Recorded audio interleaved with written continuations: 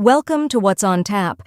Today's show is sponsored by Little Water Distillery, located in the heart of prohibition-unfriendly Atlantic City. Check them out at lwdco.com and on social media. Now here's our host, Gary Monterosso. Chris Henke, Brian Hink, Justin Vitti. Forget everything you thought you knew about these beer all-stars. They've stepped out on their own and are brewing up something fresh. Buckle up as we explore the inspiration and passion behind their new company, Wanderback Beerworks.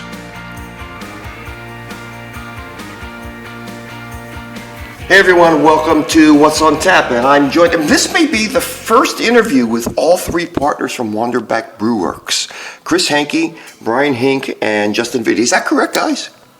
Yeah, absolutely. Well, this is first anyway, I guess. Huh? Yeah, this is the first time all three of us are officially on record together. We did our press release, so I guess that counts. But outside of that we planned for, this is the first time that all three of us will be here chatting. First time, and that's Brian talking right there. And I got to tell you, the company's called Wanderback Beerworks. I want to mention the website while we're here, wanderbackbeer.com, but also social media, and that is a great way to touch base with you guys. Correct?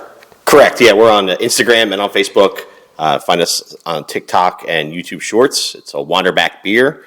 Just give us a follow. Where do you get the most play from which of those apps, or is it pretty much spread out equal? It's fairly equal right now, just because it's still new. Okay. All right. Well, Gary, we got a 41-year-old man doing TikTok, so we're not doing too well on that. Is TikTok still legal, by the way? I guess for another year. At this point, it still is, right? I've been banned twice already from TikTok. I don't know why, so if you have any listeners under the age of 22, help me out. Okay, that's good. First thing we want to ask is, now you guys have a history. You guys have 33 years of experience together in the beer world. Started at Cape May. And Chris, you were the founding father. I mean, you and Ryan started Cape May. Yeah, me, Ryan, and his dad back in 2011 opened up Cape May. And has it been that long? It's been that long, yeah. I remember when you didn't have hair on your face. That's going back a few years, right? A few years ago. I remember that first summer, how small it was and how excited everyone was to get started. It was a 1,500 square foot garage and the homebrew setup. And we didn't have the laws hadn't passed yet in New Jersey to do tap rooms. It was wholesale only.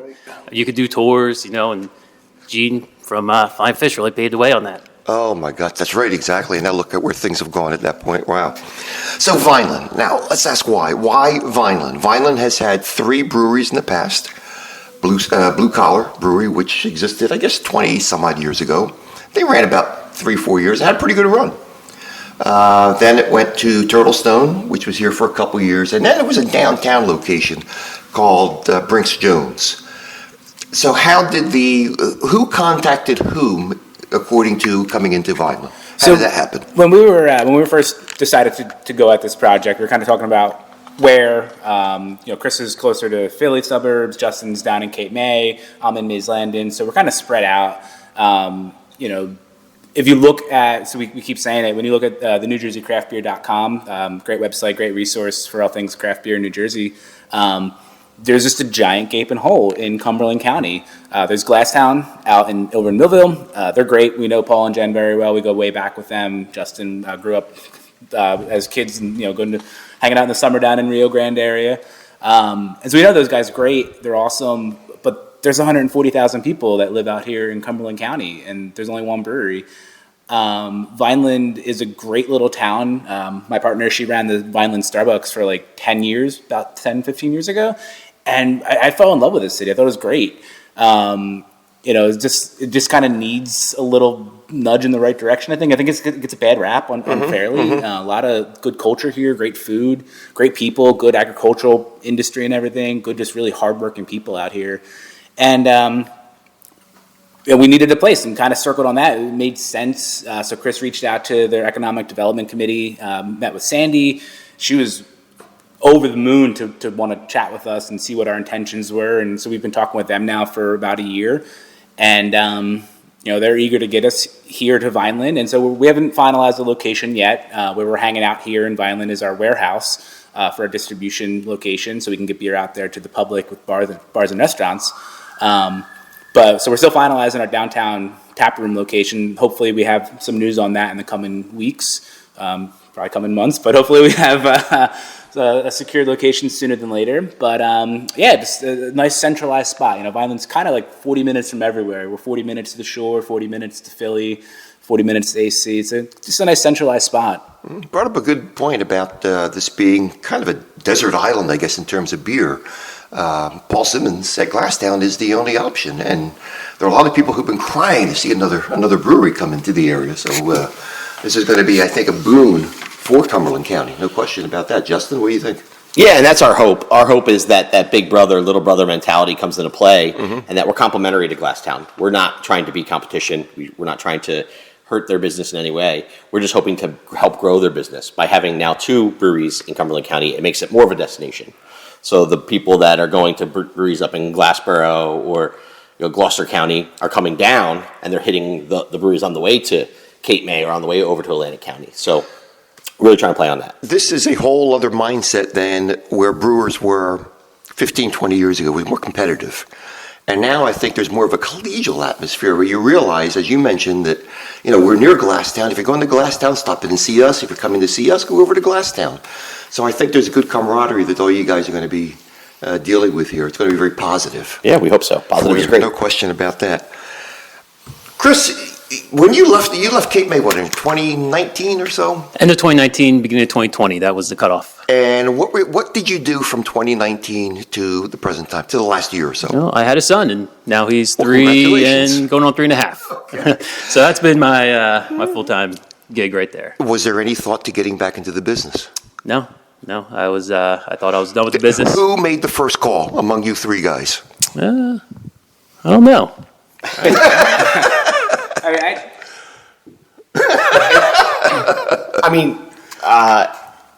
Brian and Chris had always been in contact with each other, even after Chris left Cape May. When I left in 2022, my goal was to somehow get back into this for myself, and the first person I called was Chris. Actually, Chris called me, and we connected, and he was helping me out with some of the minor details that I may not have known. And then when Brian was gone in June of 2022, then we were like, all right, let's talk to Chris. Mm-hmm. Yeah, I was at Cape May for 9.5 years, and towards the end there, I was definitely exploring my options. And anytime I was thinking of taking something or moving on to another job, I would always talk with Chris. And just because I considered Chris a good friend, but also a professional mentor. I thought Chris was just one of the biggest assets and attributes Cape May ever had. And when he left, I was like, all right, I'm going to keep in touch. And when he decides his next move, I'm going to decide my next move. Mm-hmm. And, we chatted a bunch of times, big disc golf players. We'd always go out on the course and throw. And I'd be like, all right, so what's your move? He's like, not doing anything. I was like, I can't get these years back with my son. These years are priceless. I was like, all right. And then Justin and I, as you said, we kind of left Cape May similar time frame, a couple months apart from each other. And so Justin and I were talking and running numbers, going over different scenarios, spitballing ideas. And I was like, let's sit down with Chris and see where his interest is. Is it not now or is it not never? What's the deal? And we sat down in his backyard and we chatted. And after 2-3 hours of chatting, he was like, all right, let's do it. Let's screw it. Let's go. Let's have fun. Yeah, Gary, these 2 guys, they were going to do it on their own. I knew they could do it on their own, so I decided to hitch my wagon to their little Well, you've got everything covered. You got brewing covered, you got distribution, sales covered. Right, I don't need to do anything. Do you guys hear that? I hope you heard that. You're being very modest. Okay. The market has changed a lot since when Cape May started, which was 2011, as you mentioned, right? So going back 13 years, market's changed a lot. How do you see it evolving, and how are you going to adapt to the changes? That's a loaded question. I don't know what our time is to answer that question, but 30,000-foot view is go back to basics. When beer started, distributors would send their product out to restaurants and bars. They'd get people drinking for it. They go to the liquor store. They start asking for it, and they start gaining a presence in the retail end of the business. Mm-hmm. Flash forward to years recent, and everyone's opening a tap room and driving traffic to the tap room. So we're trying to go back to that basic. Get the product out to the people. Let them try it at their restaurants. Let them try it at their liquor store. Let them bring it home, back to barbecue. Gain the presence for the brand and really focus on the marketing efforts of the brand. And then the tap room will follow. Want to take a question from a follower? Sure. Okay. This is from Haircut 101. I love the names some of these people come up with. You kind of addressed this. What are your plans for distribution, and will you focus on tap rooms, local distribution, or a wider reach? Yeah, our distribution to start is focused, but southern. Camden County, Gloucester County, Cumberland County, Atlantic County, and Cape May County. We're coming into the summer season. We know that people go to the shore, so we want to fish where the fish are. That's an old saying. So get the product out to the people that we know. It's where I live. It's where Brian lives. It's where Chris lives.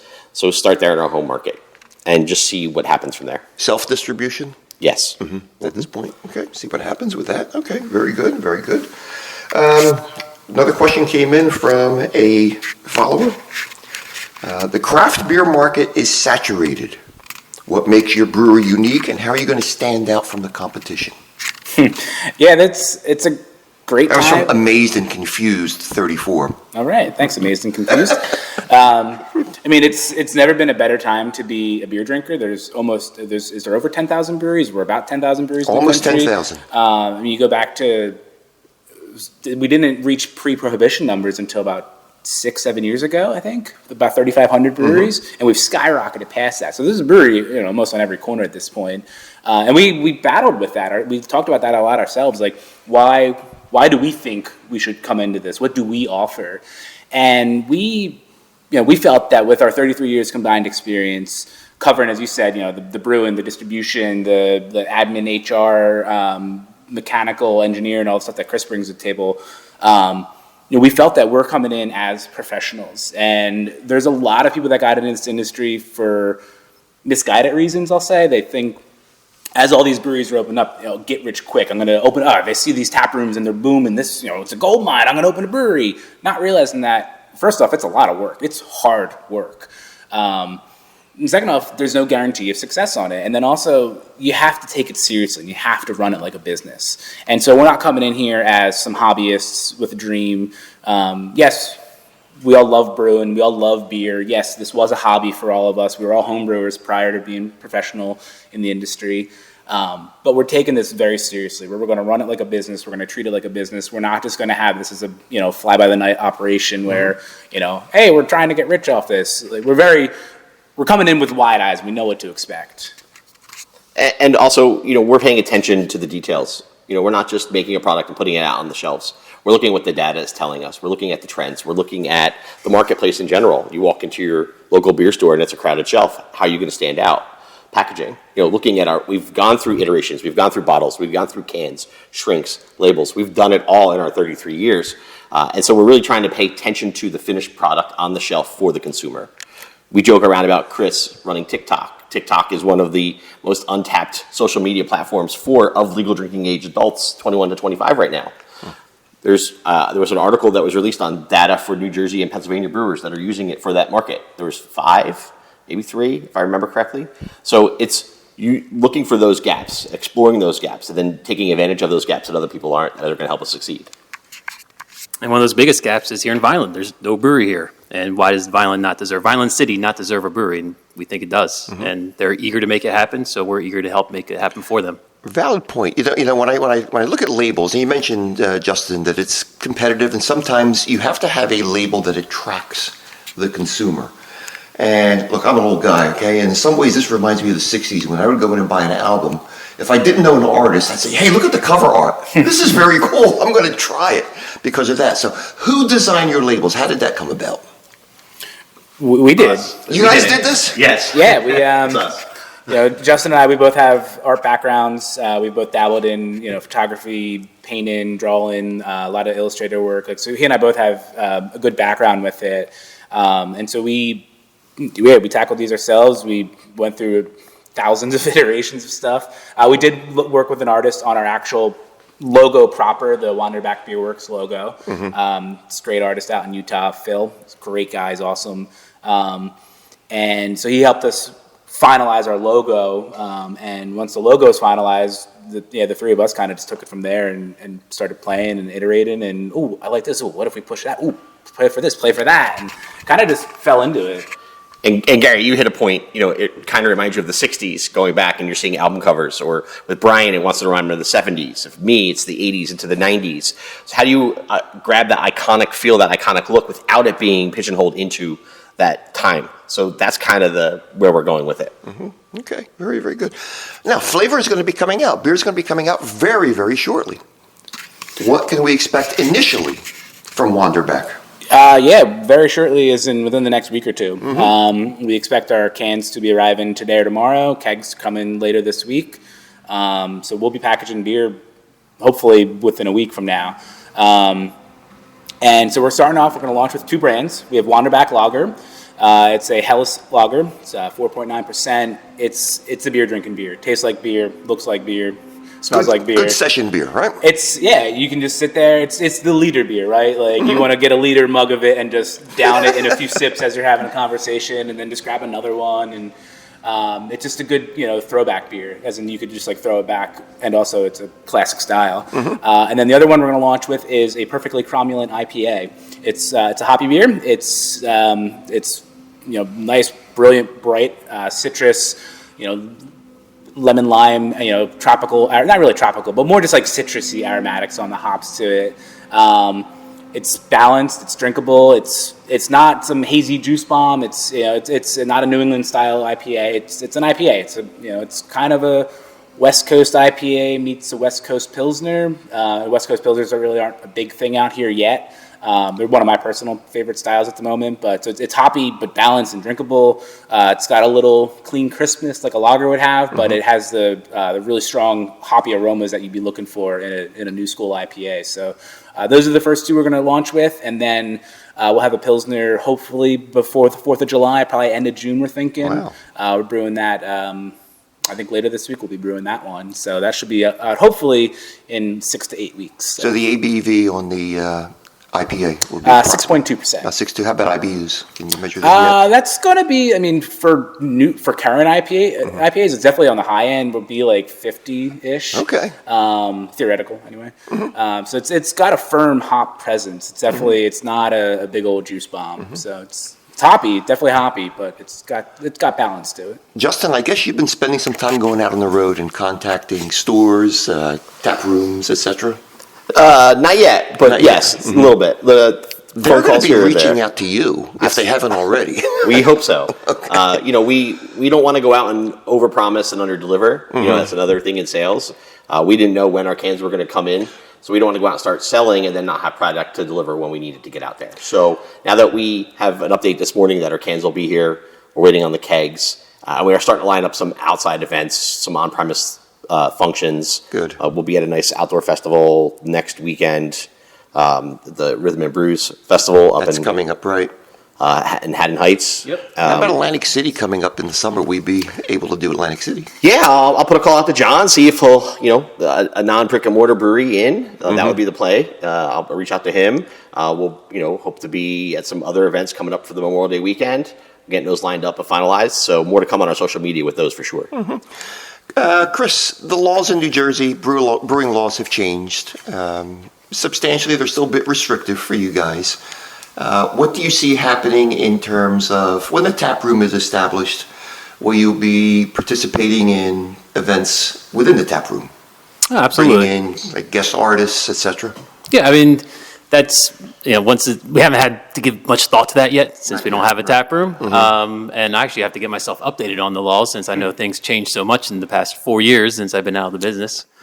But it's exciting to see what got passed, and I think the association did a great job of getting that passed and through. I know it was a big fight, and I was watching it from the outside.